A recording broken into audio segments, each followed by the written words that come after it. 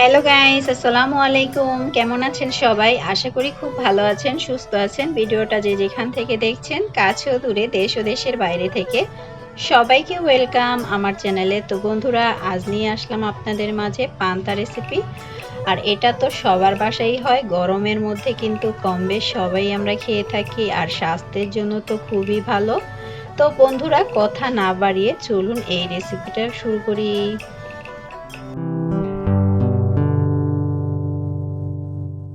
তো বন্ধুরা, দেখতেই পাচ্ছেন এখানে কিন্তু মাছ নিয়েছি, আর এখানে দুইটা ডিম ভেঙে নিয়েছি রেডি করে একদম। আর আজকে কিন্তু একদমই শর্টকাট আপনাদের সাথে এই পান্তাটা রেডি করছি। আমি কিন্তু মাছটার মধ্যে লবণ হলুদ মাখিয়ে তারপর ভেজে নিলাম। আর এখানে কিন্তু ডিমের মধ্যে পেঁয়াজ, কাঁচামরিচ, ধনিয়া পাতা দিয়ে তারপর আমি মেখে ডিমটাকে ভেঙে নিয়েছি। তো ডিমটাও ভেজে নিলাম। আর একেবারে এরকম একটা বাঙালিয়ানা খাবার কিন্তু সকালে খেতে খুবই ভালো লাগে। তো এখানে ডিমটাও ভাজি করে নিলাম।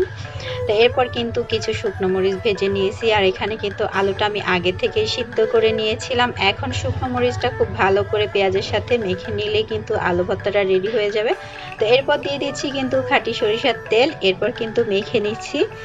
আর এরপরে এই যে দেখতেই পাচ্ছেন, আমি কিন্তু সবকিছু আবারও দেখিয়ে দিচ্ছি আপনাদের সাথে। একদমই সহজভাবে আমি কিন্তু এই পান্তাটা রেডি করে নিচ্ছি। আপনারা চাইলে কিন্তু আরও কিছু বানিয়ে নিতে পারেন এই পান্তার সাথে। এখানে কিন্তু আমি নিয়েছি পান্তা, রাতের বেঁচে যাওয়া ভাতের মধ্যে কিন্তু পানি দিয়ে তারপর আমি পান্তাটা রেডি করে নিয়েছি। আর এখানে কিন্তু এখন আমি একে একে সব কিছু দিয়ে সাজিয়ে নিচ্ছি প্লেটটা। তো এরকম একটা পান্তা খেতে কার ভালো লাগে অবশ্যই কমেন্টে জানাবেন বন্ধুরা। আর প্রচণ্ড গরম পড়েছে, অবশ্যই সকালের নাস্তায় কিন্তু আমরা এরকম একটা খাবার খেতে পারি, তাহলে কিন্তু শরীর খুবই ভালো থাকে।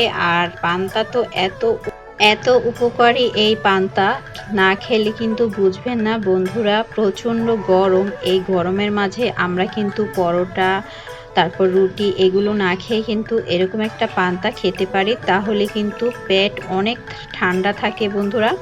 অবশ্যই একবার ট্রাই করবেন। ভিডিও ভালো লাগলে চ্যানেলটিকে সাবস্ক্রাইব করে পাশে থাকবেন। আবারও হাজির হয়ে যাব অন্য কোনো রেসিপি নিয়ে আপনাদের মাঝে। সেই পর্যন্ত সবাই ভালো থাকবেন, সুস্থ থাকবেন। আল্লাহ হাফেজ।